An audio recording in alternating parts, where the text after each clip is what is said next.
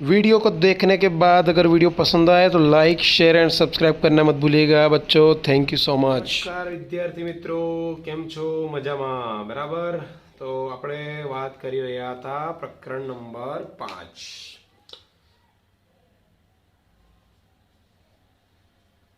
મિત્રો, પ્રકરણ નંબર 5 નો વિડિયો આજનો પાર્ટ 3 છે।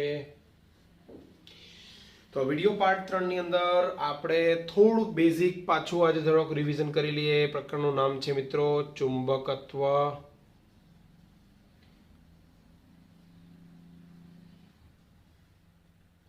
અને દ્રવ્યો। તો મિત્રો ચુંબકત્વ અને દ્રવ્યની અંદર ફરીથી તમને એક વસ્તુ સમજાવી દઉં બેઝિકમાં કે ચુંબકત્વ એટલે શું કે ચુંબક પોતાની આકર્ષવાની ક્ષમતા ધરાવતો હોય। કોઈ પણ પદાર્થ પોતાની તરફ આકર્ષવાની ક્ષમતા ધરાવતો હોય એ પદાર્થ શેનો બનેલો હોય? ચુંબકનો। ચુંબકનું નામ કેમ પડ્યું? કારણ કે બીજા પદાર્થને આકર્ષી લે છે, ઝડપી લે છે। તો આ કેવી રીતે થયું એ આપણે સમજી ગયા હતા। તો આની અંદર ડિટેલમાં સમજતા પહેલા મિત્રો આપણે એક ચર્ચા કરવાની છે। દાખલા તરીકે આ એક ગજ્ય ચુંબક છે। આ ગજ્યા ચુંબકની અંદર આ એક એસ ધ્રુવ છે, આ એન ધ્રુવ છે। આટલી તો ખ્યાલ આવી ગયો। હવે તમને એટલી ખબર છે ભાઈ એસ ચુંબકીય ક્ષેત્ર રેખાઓની વાત કરવાની છે। ચુંબકીય ક્ષેત્ર રેખાઓ એન માંથી બહાર નીકળે છે। ક્યાંથી નીકળે છે? એન માંથી બહાર નીકળે છે અને એસ માં શું કરે છે? તો કે દાખલ થાય છે। શું થાય છે? દાખલ થાય છે। એ બહાર નીકળે છે, બરાબર, અને એસ માં શું કરે છે? દાખલ થાય છે। ચુંબકીય ક્ષેત્ર રેખાઓ એન ધ્રુવમાંથી બહાર નીકળે છે અને એસ ધ્રુવમાં દાખલ થાય છે। એટલે બહાર નીકળેનો અર્થ શું થયો? ભાઈ આવી રીતે નીકળતો હશે ને પાછો દાખલ થતો હશે। આપણે ઇમેજિન કરવાનું છે। ફિઝિક્સ એક ઇમેજિન જેવું છે, વિચારવાનું છે મિત્રો। તો હવે દાખલ થાય એટલે અંદર અંદર કઈ બાજુ દિશા છે? તો કે એસ થી એન તરફ। ક્લિયર? તો આવી રીતે ચુંબકીય ક્ષેત્ર રેખાઓ બહાર નીકળતી હશે એનમાંથી અને એસમાં દાખલ થતી હશે। મિત્રો આનો અર્થ એવો થાય કે ભાઈ એનમાંથી સુઈ કરીને બહાર નીકળે અને એસમાં સુંદર અંદર આવે। સુઈ કરીને બહાર નીકળે, સુંદર અંદર આવે। શું છે કે ફિઝિક્સનો એક મારી એનર્જી છે, હું તમને બોલવાની સ્ટાઇલ બતાવું છું। આ થઈ આપણે ચુંબકીય ક્ષેત્રની રેખાઓ। તો સીધી વસ્તુ છે, આપણે ચુંબકીય ક્ષેત્ર રેખાઓની લાક્ષણિકતાઓ આજે ભણવા જઈ રહ્યા છીએ। શું ભણવા જઈ રહ્યા છે? લાક્ષણિક। એસ અને એન શું છે? તો કે આ ધ્રુવ છે, આ પણ ધ્રુવ છે, આ એન ધ્રુવ છે, આ એસ ધ્રુવ છે। એસ થી એન તરફની દિશા હશે। તો કોની દિશા વાત કરવાની? તો કે આ વાત કરી હતી આપણે એસ થી એન તરફ, એટલે કે ચુંબકનું ધ્રુવમાન, બરાબર। તો મિત્ર ધ્રુવમાનને શેના વડે દર્શાવાય છે? QM વડે દર્શાવાય છે। જેમ વિદ્યુતની અંદર શેના વડે દર્શાવતા હતા? વિદ્યુતની અંદર હું અહીંયા વિદ્યુતનો એક નાનકડો ટોપિક લખતો રહું છું। વિદ્યુતની અંદર આપણે વિદ્યુત ભાર વડે દર્શાવતા હતા। તો વિદ્યુત ભાર ની ગતિના કારણે શું રચાય? ગતિના કારણે રચાય છે વિદ્યુત પ્રવાહ I। તો એવી જ રીતે ચુંબકની અંદર શું હશે મિત્રો? ચુંબકની અંદર ચુંબકત્વનું ધ્રુવમાન હશે। જેમ વિદ્યુત ભાર હશે, ધ્રુવમાન હશે। આ ધ્રુવમાન એટલે કે એની શક્તિ, એ શક્તિના કારણે ચુંબકીય ક્ષેત્ર રેખાઓ શું કરશે? ઉત્પન્ન કરશે। તો QM ના કારણે ચુંબકીય ક્ષેત્ર B ઉત્પન્ન થાય અને Q ના કારણે પ્રવાહ I પસાર થાય અને Q ના કારણે વિદ્યુત ક્ષેત્ર E ઉત્પન્ન થાય। તો વિદ્યુત અને ચુંબકની હું સરખામણી કરતો જઈશ મિત્રો। તો આજના ટોપિકના અંદર આપણે ચર્ચા કરવા જઈ રહ્યા છીએ ભાઈ ચુંબકીય ક્ષેત્ર રેખાઓની લાક્ષણિકતાના 4 મુદ્દા। તો મુદ્દા ખાસ ધ્યાન રાખજો। આપણો ટોપિક છે ચુંબકીય ક્ષેત્રની લાક્ષણિકતા, બરાબર। ચુંબકીય ક્ષેત્ર રેખાઓની શું છે? લાક્ષણિકતા। કોની? તો કે રેખાઓની। મેં હમણાં એક દોર્યું હતું, ફરીથી એવું દોરી દઈશ નાનકડું, તમને અહીંયા આઈડિયા આવે ભાઈ કે આ એસ ધ્રુવ છે, એન ધ્રુવ છે, એન માંથી ક્ષેત્ર રેખાઓ બહાર નીકળશે અને એસ માંથી દાખલ થશે, એન માંથી બહાર નીકળશે અને એસ માંથી દાખલ થશે। તો આનો અર્થ એવો થયો મિત્રો, આવું આ એક શું રચતો છે? તો કે બંધ ગાળો રચતો છે। શું રચતો છે? બંધ ગાળો રચતો છે। વિદ્યુત ક્ષેત્ર રેખાઓ બંધ ગાળા રચતી નથી. ઓકે, તો ચુંબકીય ક્ષેત્ર રેખાઓ પરંતુ બંધ ગાળો રચે છે. એટલે યાદ રાખજો, એન માંથી બહાર નીકળે છે, એસ માં દાખલ થાય છે. તો ચુંબકીય ક્ષેત્ર રેખાની લાક્ષણિકતામાં પહેલો મુદ્દો આપણો ભાઈ ચુંબકીય ક્ષેત્ર રેખાઓ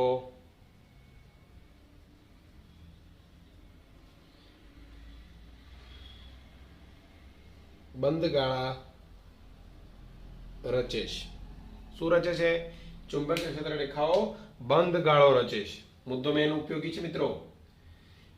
કારણ કે વિદ્યુત ક્ષેત્રની અંદર વિદ્યુત ડાયપોલ હતો. ડાયપોલમાં આપણે એટલું યાદ હતું ભાઈ ધનથી નીકળે છે પણ ઋણમાં પ્રવેશથી હોય એવું આભાસ થાય. એટલે ધનથી નીકળી જાય છે પણ ઋણમાં બહાર તરફથી આવતું હોય છે, પણ બંધ ગાળો રચતી નથી. બરાબર.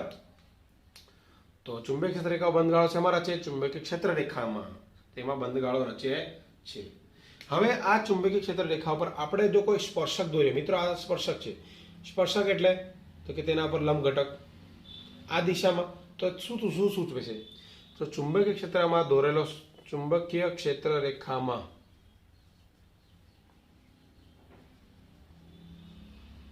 દોરેલો સ્પર્શક શું સૂચવે?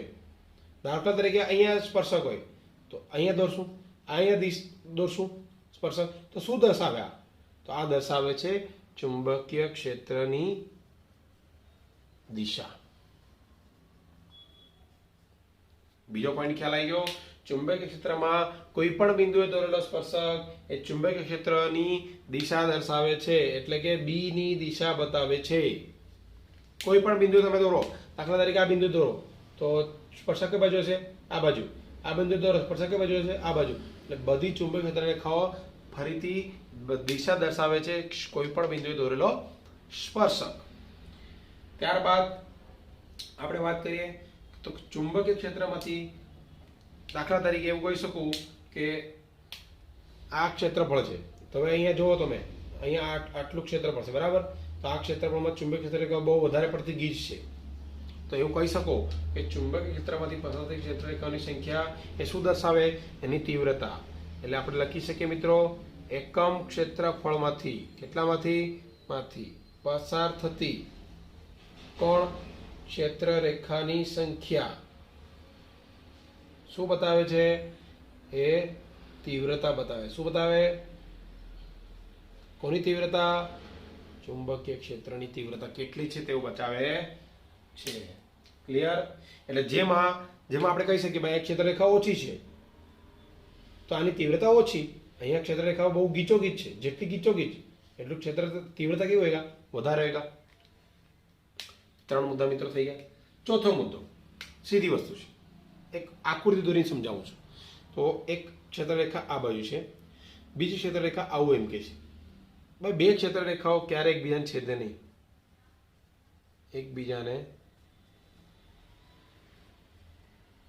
છેદતી નથી.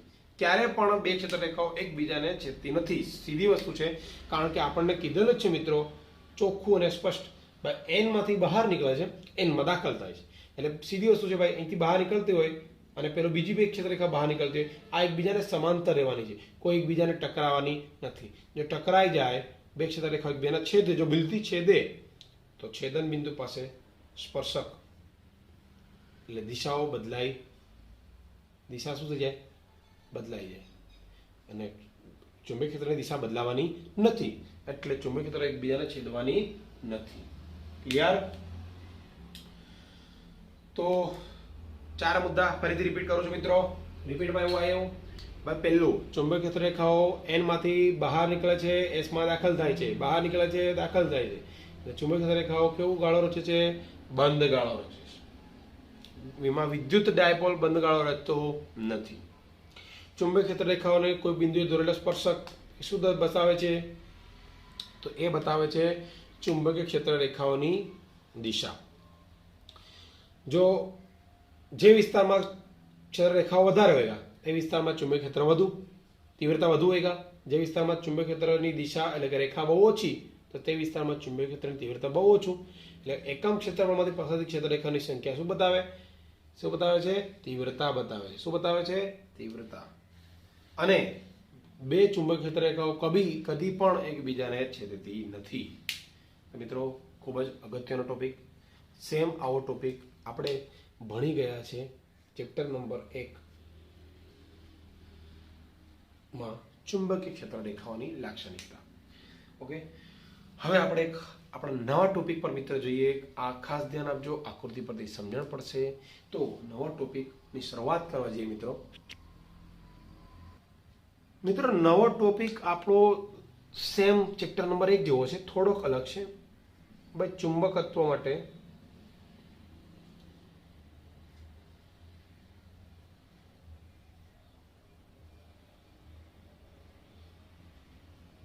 ગાઉસનો નિયમ લાવો. મિત્રો તફાવત સ્વરૂપે સમજાવી, ખાસ ધ્યાન આપજો. જેમ વિદ્યુત માટે વાત કરું છું, આપણે વિદ્યુતનો ગાઉસનો નિયમ શું હતો વિદ્યુત ક્ષેત્ર માટે? યાદ છે? ગાઉસ એટલે કે ફ્લક્સ, વિદ્યુત ફ્લક્સ એટલે V∅E. શું હતું ભાઈ? ક્ષેત્ર રેખાઓની સંખ્યા જેટલા વિસ્તારમાંથી પસાર થતી હોય તેને શું કહેવાય? વિદ્યુત ફ્લક્સ. બીજું સૂત્ર હતું σq/ε0. આ ε0 એટલે દાખલા તરીકે કહી શકું તમને કે σq એટલે કે એક Q1 વિદ્યુતભાર અહીંયા છે, Q2 અહીંયા છે, Q3 અહીંયા છે. આવા વિદ્યુતભાર કોઈ એક બંધ ગાળામાં બધા ભેગા થયેલા છે. આ બંધ ગાળામાં બધા વિદ્યુતભારોનો સરવાળો, કુલ સરવાળો કેવો રહે છે? અચળ રહે છે. અને જેના છેદમાં ε0 ના ગુણોત્તરને કહેશું વિદ્યુત ફ્લક્સ. અથવા કહી શકું કે આ બંધ ગાળામાં જો વિદ્યુત ક્ષેત્ર રેખાઓ પસાર થાય આટલા વિસ્તારમાંથી, તો જેટલા વિસ્તારમાંથી જેટલી વિદ્યુત ક્ષેત્ર રેખાઓ પસાર થશે, તો જેટલા વિસ્તારમાંથી પસાર થશે એ વિસ્તારની ક્ષેત્ર રેખાઓની સંખ્યાને શું કહેશું? વિદ્યુત ફ્લક્સ. બરાબર. તો આપણે આપણા ટોપિકમાં ચર્ચા કરવાની છે ચુંબકીય ફ્લક્સની. શેની વાત કરવાની છે? ચુંબકીય ફ્લક્સની. તો ચુંબકીય ફ્લક્સ તમને સમજાવી દઉં. ચુંબકીય ફ્લક્સ તો સીધી વસ્તુ છે. દાખલા તરીકે હું અહીંયા એક સમતલ દોરું છું, અહીંયા એક ગૂંચળું દોરું છું, અથવા કોઈ બંધ ગાળો દોરું છું. બરાબર. તમે બંધ ગાળો તમે અલગ અલગ રીતે દોરી શકો છો. દાખલા તરીકે કોઈ એક બંધ ગાળો આવો દોર્યો છે. ઓકે, હવે આ બંધ ગાળાની અંદર આ બંધ ગાળાને આપણે કહી શકીએ ભાઈ આ બંધ ગાળો શું છે? ચુંબકીય ક્ષેત્ર રેખાઓ પસાર થવાની છે. આ બંધ ગાળામાંથી ચુંબકીય ક્ષેત્ર રેખાઓ પસાર થાય છે. દાખલા તરીકે આવી રીતે. બરાબર. આ બાજુ ચુંબકીય ક્ષેત્ર રેખાઓ પસાર થાય છે. સીધી વસ્તુ છે. હવે આની અંદર એક નાનકડો ટુકડો હું ધારી લઉં, નાનકડો સૂક્ષ્મખંડ આટલામાંથી પસાર થાય છે. આ ટુકડાને આપણે ધારવાનું ΔS. શું ધારવાનું? ΔS. નાનકડો ખંડ લઈ ગયો મિત્રો, ક્ષેત્રફળ લીધું. હવે આ ક્ષેત્રફળની અંદર કોઈ એક જગ્યાએ આ એક ખૂણો બનાવતો હશે. બરાબર. ચુંબકીય ક્ષેત્ર રેખા સાથે આ એક ખૂણો બનાવતો હોય તો સીધી વસ્તુ છે, ખૂણાનું નામ આપીશું થીટા. અને આ ચુંબકીય ક્ષેત્ર રેખાઓ શું કહેવાય? B વડે દર્શાવાય છે. ક્લિયર? ઓકે. આપણે આના અંદર શું ચર્ચા કરવાની છે? સેમ વિદ્યુત ક્ષેત્રની વાત કરી તેમ આકૃતિમાં દર્શાવ્યા પ્રમાણે એક બંધ ગાળાનો પૃષ્ઠ લીધો, ચુંબકીય ક્ષેત્ર રેખાઓ પસાર થાય છે. બરાબર. પૃષ્ઠ સાથે સંકળાયેલું કુલ ફ્લક્સ આપણે શોધવું છે. તો પૃષ્ઠ નાના નાના વિભાગોમાં આપણે કલ્પેલું સમજીએ. નાના નાના વિભાગનો એક ખંડ લીધો ΔS જેટલો, તેમાં ચુંબકીય ક્ષેત્ર B પસાર થાય છે. તો ખંડનું ચુંબકીય ફ્લક્સ, કોનું? ખંડનું ચુંબકીય ફ્લક્સ શું થશે? તો ફ્લક્સ થશે શેમાં? વિદ્યુત ક્ષેત્રમાં, ચુંબકીય ક્ષેત્રમાં. એટલે ϕB બરાબર કુલ ફ્લક્સ. કેટલું? નાના ખંડનું કેટલું મળ્યું હતું? તો કે ચુંબકીય ક્ષેત્ર રેખાઓ જેટલા વિસ્તારમાંથી પસાર થશે તે વિસ્તારની રેખાઓની સંખ્યાને શું કહેશું? ચુંબકીય ફ્લક્સ કહેશું. શું કહેશું? ચુંબકીય ફ્લક્સ. એને આપણે પહેલા નાનો ફ્લક્સ એટલે ΔϕB વડે દર્શાવીએ. તો ΔϕB એટલે B.ΔS. બરાબર. ત્યારબાદ આપણું એક ખંડનું મળ્યું, આ એક ખંડનું કહેવાય, એટલે કે સૂક્ષ્મ ખંડનું. હવે સૂક્ષ્મ ખંડમાંથી આખા પૃષ્ઠખંડનું મેળવવું હોય તો મારે સંકલન કરવું પડે જ, કેમકે દરેક સંકલન ખંડમાં દરેક ચુંબકીય ક્ષેત્ર રેખાઓ અલગ અલગ હશે, એટલે બધાનો સરવાળો કરવો સદિશ રૂપે અઘરો પડશે. એટલે આપણે આવી રીતે કરીએ છીએ. અથવા આપણે કહી શકીએ મિત્રો કે ચુંબકીય ફ્લક્સ ϕB બરાબર સિગ્મા કુલ ફ્લક્સ એટલે કે ડેલ્ટા ફ્લક્સ નો સરવાળો થયો. બરાબર. તો સરવાળો કેવો થયો? તો કહી શકો તમે જેટલું ચુંબકીય ક્ષેત્ર રેખા હશે અને જેટલા વિસ્તારમાંથી પસાર થતું હશે તે. આ થયો કુલ. જે મિત્રો આપણો જવાબ આવે છે 0. હવે ચુંબકીય ફ્લક્સ કેમ 0 મળ્યું? બંધ ગાળા માટે ચુંબકીય ફ્લક્સ કેમ 0 છે? આ તમને હું સમજાવું છું મિત્રો, ખાસ સમજજો. કઈ રીતે? તો એક નાનકડી અહીંયા એક આકૃતિ દોરું છું. તો આમાંથી જેટલી ક્ષેત્ર રેખાઓ દાખલ થાય છે તેટલી જ શું નીકળી જાય છે? બહાર નીકળી જાય છે.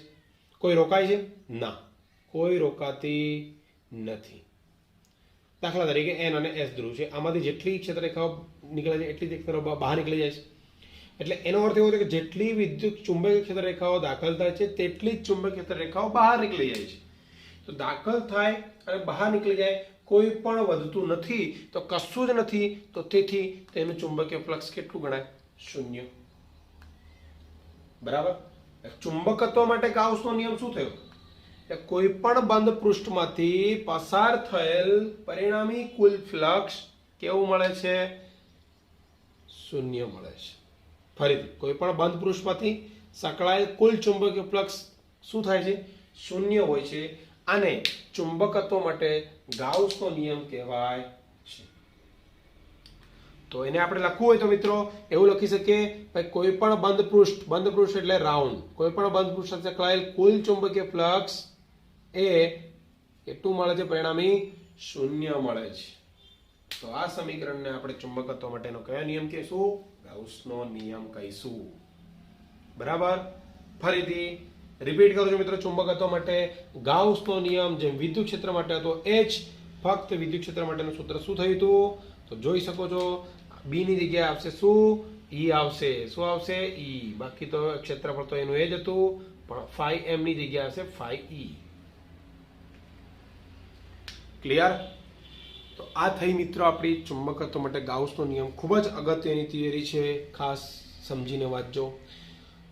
કેમ 0 થયું એ પણ તમને સમજાવ્યું, કારણ કે જેટલી દાખલ થાય છે એટલી જ બહાર નીકળી જાય છે. કોઈ પણ વધતી નથી, સંગ્રહ પામતી નથી. તો તેનો અર્થ એવો થયો ભાઈ બંધ ગાળામાં કુલ ચુંબકીય ફ્લક્સ કેવું છે? 0 છે. તો તેને ચુંબકત્વ માટે ગાઉસનો નિયમ કહેવાય છે. મિત્રો 2 થિયરી યાદ રાખ્યું છું. હવે આપણે થોડા એક્ઝામ્પલ ઉપર જઈએ. મિત્રો જો આપણને સૂત્રો આવડતા હોય તો હું એવું માનું છું કે આપણને કંઈ પણ વસ્તુ ન આવડે એવું બને જ નહીં. તો એના માટે પ્લીઝ રિક્વેસ્ટ કરું છું, તમારા કન્સેપ્ટ ક્લિયર કરો અને દિનેશ પ્રજાપતિ સર જોડે તમે લાગી જાઓ મહેનત માટે. જેમ કે એમ કરતા જાઓ. એક એક થિયરી, એક એક ટોપિક, એક એક દાખલા, એક એક એમસીક્યુ કરવાના છે. કારણ કે થિયરી આવડે તો દાખલા આવડવાના જ છે, કારણ કે થિયરીમાં સૂત્રો અને સમજૂતી આપેલી છે. તો આપણે આજે ચર્ચા કરીએ ઉદાહરણના દાખલા. તો ઉદાહરણનો દાખલો આપણે પહેલો જોઈએ મિત્રો. તો ઉદાહરણ દાખલામાં એવું કીધું છે કે આકૃતિમાં એક સમાન ચુંબકીય ક્ષેત્ર રેખા બતાવી છે. બરાબર. એમાં ચુંબકીય ચાક માત્રા આપેલી છે. હવે સીધી વસ્તુ છે, ચુંબકીય ચાક માત્રા એટલે શું?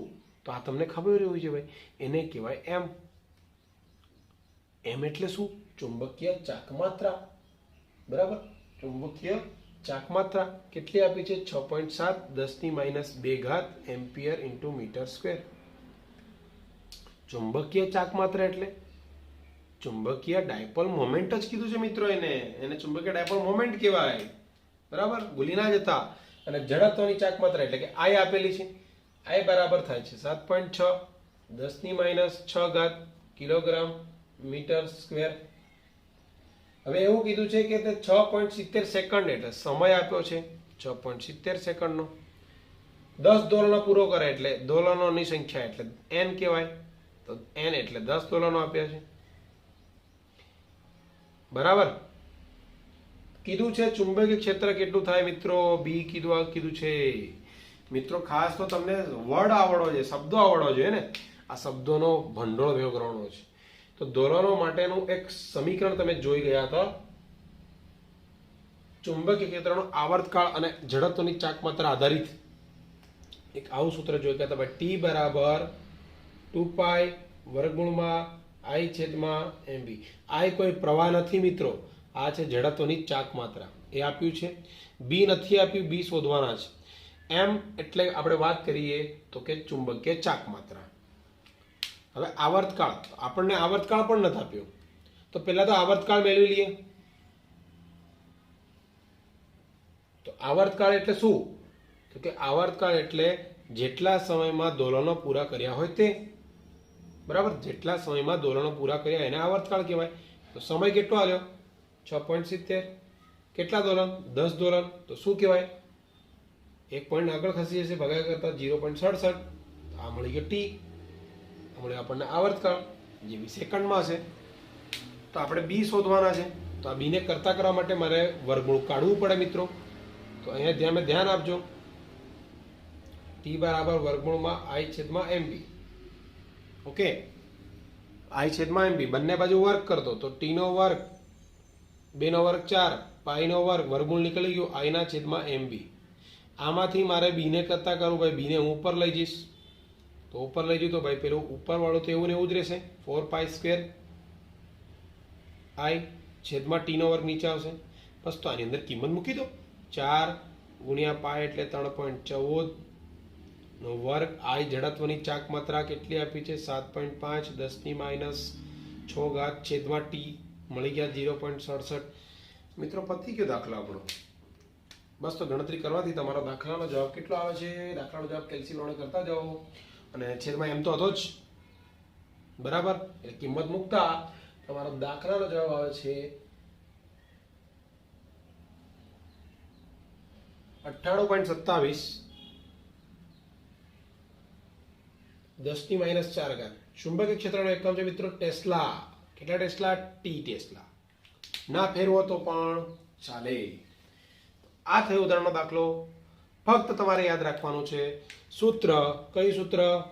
આ સૂત્ર જે આપ્યું એના આધારિત. ક્લિયર? આ દાખલો છે, ખૂબ જ સહેલો છે, પૂછાઈ ગયો પણ છે અને પૂછાવાની શક્યતા રહેશે પણ ખરી.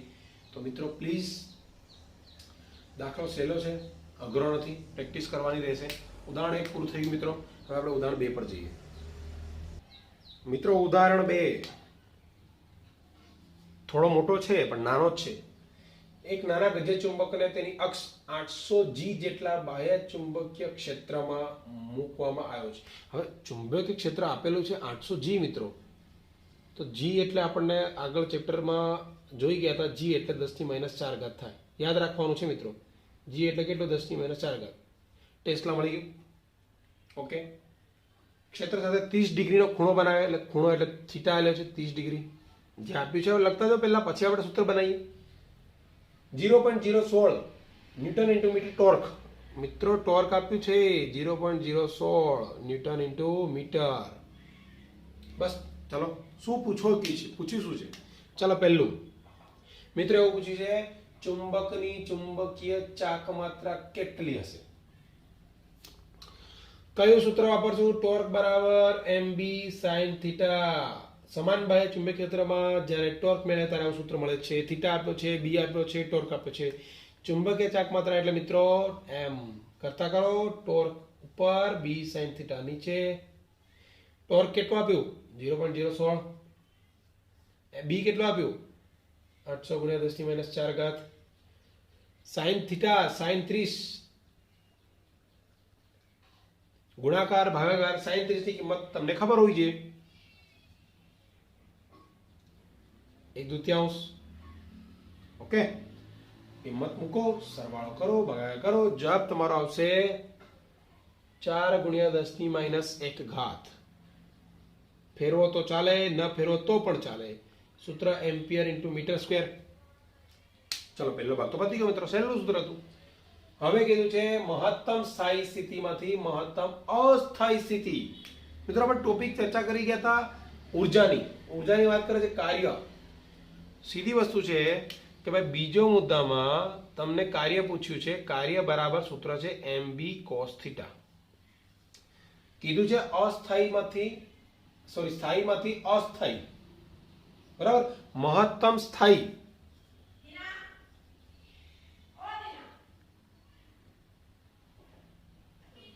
મહત્તમ સ્થાયી એટલે આપણે લેશું θ1 0.